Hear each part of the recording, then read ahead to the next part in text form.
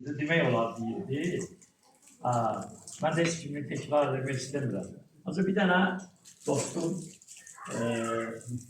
Nuhbala kişinin bir söz dedi. Biraz onu istəməli, mən yaxşı sözdür, çox qəşəng söz dediyinə görə biraz istəməli, mən də belə deyim, geniş şəkildə deyim. Hara getdi? Xəyala budur, özü budur. Xəyalən sağlığı. Çünki dediyim söz, Nuhbala kişi dediyi xəyalıya aid bir söz. Doğrudan da yerində dedi. Yəni ki, bu qədər zəhmətlər ki var, mən də istəyirdim ona bir söz deyim. Yəni o bizim qızımızdır. Mən Nuhbala'ya bir söz çıxışımda, sənin haqqında, mən sənə öz qızlarım kimi, öz övladım kimi, hamımız sənə öz övladımız kimi bilirik. Nuhbala'nın da gözəl bir sözdür, qəşəng bir sözdür. Sağ olsun sənin atom, sağ olsun sənin həyat yoldaşın, hər nəfərində. Hər kişi sana atom kimi ola bilməz. Hər kişi sənin həyat yoldaşın kimi. Bu uşaqlarla, bu çətinlikdə etiraz eləmirlər. Sənin qabaqlarmında yolunu kesmir, daha sənə kömək edəyirlər. Gəlirlər, uşaqların cəhdini və ya Nuhbala'nın üstüdür. Uşaqların cəhdini çəkirlər, çiynində, qucağında yatır biri. Bunlar hamısını doğrusu şeydə örürlər. Bunlar bu ailənin həqiqətən də Allah Allah sağ olsun, səni sağ olsun. Bunları səni çox görmüşsün. Bu bizim üçün bu günləri bir örnəkdir. Böyük müştəhidlərdən eşitmişəm, alimlərdən. Ki, təfsir yazan alimlərdən, Quranın tərcih. Deyirlər ki, sən gəlib bu ayətullah oldun, bu dərəcəyə çatdın, sonra bir neçə cilt kitab yazdın. Bunların sənə ən çox kömək edən kim oldu bu işlər? Həyat yoldaşı. Həyat yoldaşım mənə mane olmayır. Xidmətində deyəlim. Bir də hər nəfəndə sağ olsun sənin ailən ki, sənə xidmət edirlər. Sən də xalqın xidmət edildiyimə görə səmimi qəlbdən. Biz çünki insanları təqdir eləməliyik, korumalıyıq, təqdim eləməliyik. Ne üçün? Bilirsiniz, o yerdə qalan sizdən ibrət götürsün ki, bələnçiyinə fəal, bələnçiyinə gözəl. İndi biz dildə deyirik, Hacı İntiqam bunların hamısını yaxşı bilir. Mən də biraz ortada olan adamam da. Meclis təşkil eləmək asan şey deyil. İnsanları bir yerə yığmaq, təşkil eləmək çox çətin şeydir. Böyük şeydir ki, bu işləri sən görürsən. Buna görə burada əyləşən Allah hamı səndən razıdır. Biz dua edirik ki, Allah da səndən razı olsun. Abi. Duaların ən böyük birisi hansıdır? Şeyh Səduq olub İslam aləmində ən nəhəng alimlərdən moizə edilmiş minbərdə. Deməli, bir nəfər durub cəmaatın içində deyib, ağa, məni dua elə gidən. Bu da minbərdən qeyddir ki, Allah səndən razı olsun. Oturub adam yerə, biraz keçib adam durub, ağa, məni dua elə. Yəni deyir ki, Allah səndən razı olsun.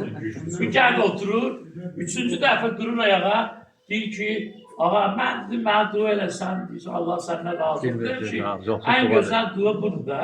14 nəfər var, 12 imam, Peyğəmbər, Fatimə-i Zəhra. Bunlar 14 nəfərdir. Bu 14 nəfərdən Allah razıdır. Səndən də razı olsun, olacaq 15 nəfər. Allah səndən razı olsun. Deyir ki, Allah razı olsun, deyir ki, hər bir insan bilir ki, kədər, sevinç, savmeslidir, müştərəkdir də.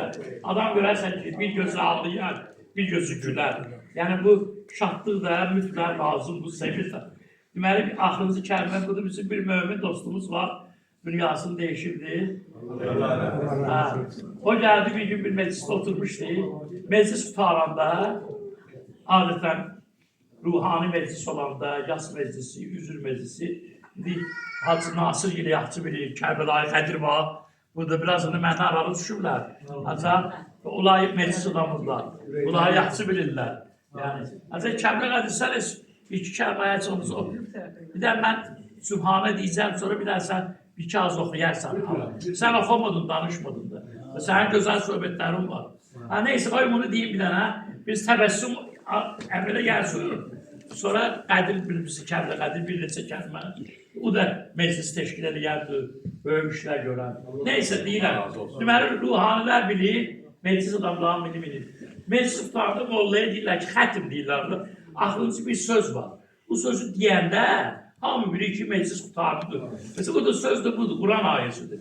Subhane Rabbike Rabbil İzzeti Amma Yesifun ve selamun alel mursalin velhamdülillahi Rabbil. Bunu meşhur, bunu diyen, indi bu sözün mənası var axı. Bu savabdır. Bu sözü 2 nəfər adam, 3 nəfər, bir adam oturdu bir yerdə, ayrılanda bu ayələri oxumağın savabı çoxdur.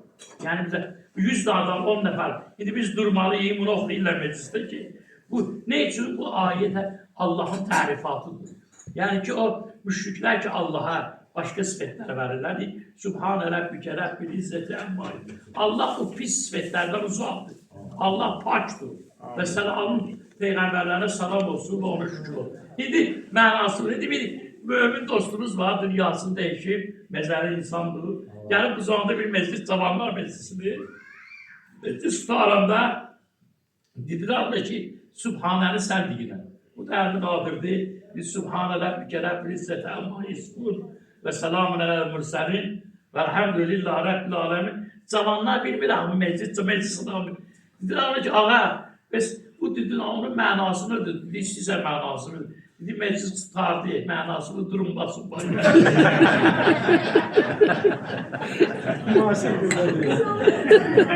Haydi.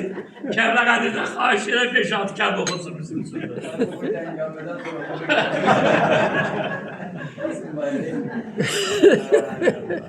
Oxuyalım. Kəblə Qədir oxuyalım. 5-6 kəb mən.